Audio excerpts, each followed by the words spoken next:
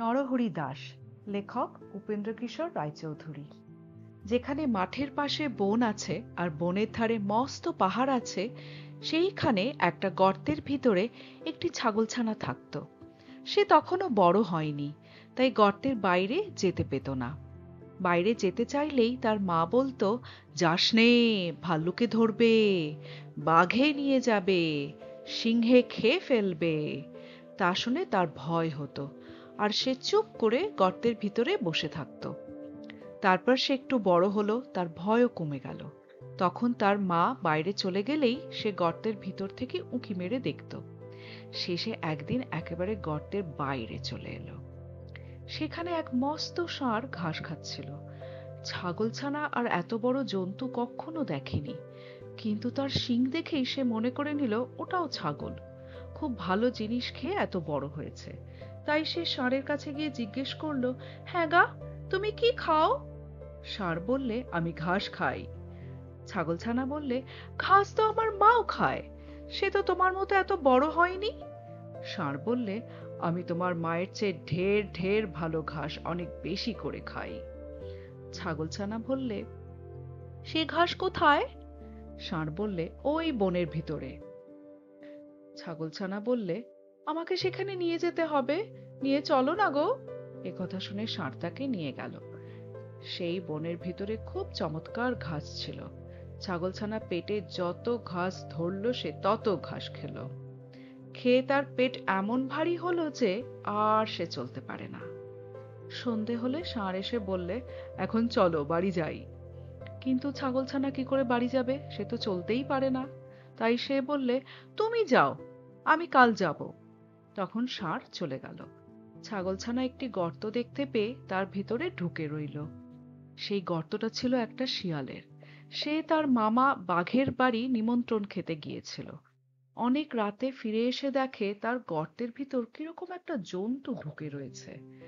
ছাগলছানাটা কালো ছিল, তাই শিয়াল অন্ধকারের ভিতর ভালো করে দেখতে পেল না। সে ভাবলো বুঝি রাক্ষস টাক্ষস হবে। এই মনে করে সে ভয়ে ভয়ে জিজ্ঞেস করলো, গর্তের ভিতরে কে ও? ছাগলছানা ভারী বুদ্ধিমান ছিল। সে বললে, লম্বা লম্বা দাড়ি, ঘন ঘন নাড়ি, সিংহের মামা আমি নরহরি দাস, 50 বাঘে মোর এক এক গ্রাস। শুনেই তো শিয়াল বাবা গো বলে সেখান থেকে দে ছুট। এমন ছুট দিল যে একেবারে বাঘের ওখানে গিয়ে তবে সে নিঃশ্বাস ফেললে। বাঘ তাকে দেখে আশ্চর্য হয়ে জিজ্ঞেস করলে, কি ভাগ্নে, এই তো গেলে, আবার এক্ষুনি এত ব্যস্ত হয়ে ফিরলে যে?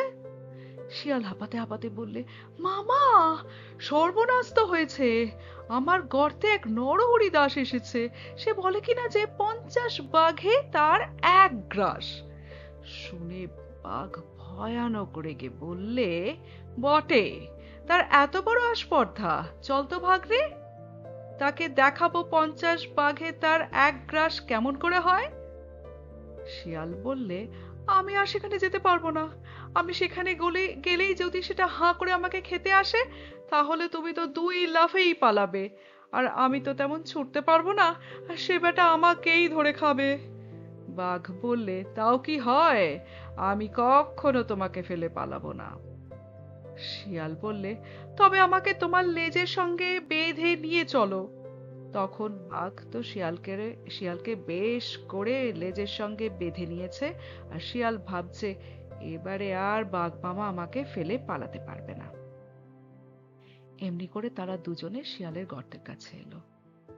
ছাগলছানা দূর থেকেই তাদের দেখতে পেয়ে শিয়ালকে বললে, দূর হতভাগা, তোকে দিলুম 10 বাঘের কড়ি, এক বাঘ নিয়ে এলি লেজে দিয়ে দড়ি।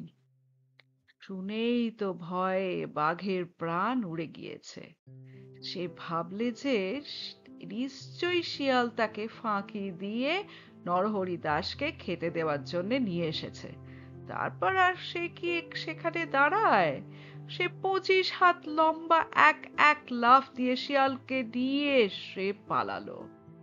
শিয়াল বেচারা মাটিতে আছাড় খেয়ে, কাঁটার আঁচড় খেয়ে, ক্ষেতের আলে ঠক্কর খেয়ে একেবারে যায় আর কি।